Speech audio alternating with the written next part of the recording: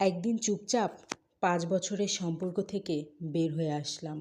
অনেক দিন কেউ কারণ জিজ্ঞেস করেনি, ভাবতো কষ্ট পাবো। সত্যি কষ্ট পেতাম।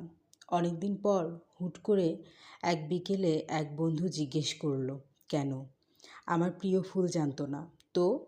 কতক্ষণ তাকিয়ে থেকে বললাম, বেলা পড়ছে, চলো চা নাস্তার আয়োজন করি। আমার প্রিয় ফুল দোলন চাপা।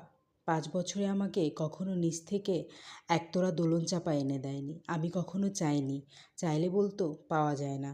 অথচ আমি দেখতাম কয়েকটা মোড়ে ফুলের দোকানে দোলন চাপার তোড়া।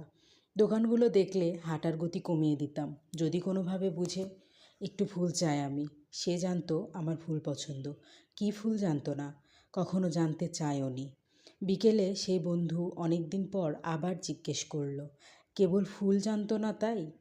না, তবে প্রিয় রং জানতো না, শরৎ পছন্দ জানতো না, কাশফুল দেখাতে নিয়ে যেত না, চিঠি লিখতো না, একগোছা চুড়ি কখনো হাতে নিয়ে আসতো না, এক পাতা টিপ কখনো দেয়নি।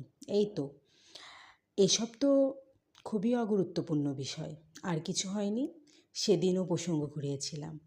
তারপর গভীর রাত পর্যন্ত চোখের জল ফেলেছি। কিভাবে বুঝাই কেন একটা দোলন চাপার চোরা, একটা চিঠি, একগোছা চুরির মতো সামান্য জিনিস নিয়ে এত বছরের সম্পর্ক ছেদ করে আসলাম।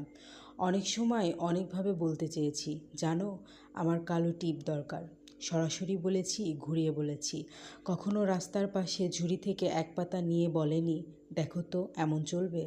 চাইতে চাইতে ক্লান্ত হয়ে একসময় চাওয়া বন্ধ করে দিলাম। কিন্তু চোখের জল বন্ধ হয় না। একসময় ভাবতাম সব ঠিক হয়ে যাবে, একটু শেখাতে হবে, বোঝাতে হবে। তারপর অনেকটা সময় কেটে গেল।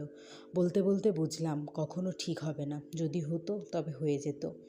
এরও অনেক বছর পর আবার প্রেমে পড়েছিলাম। তৃতীয় সাক্ষাতে হাঁটতে হাঁটতে যখন একটা ফুলের দোকান পড়ল, সে জিজ্ঞেস করলো একটা দরকারি প্রশ্ন, তোমার প্রিয় ফুল কি, কিনে দেই? চোখ ছলছল করলো।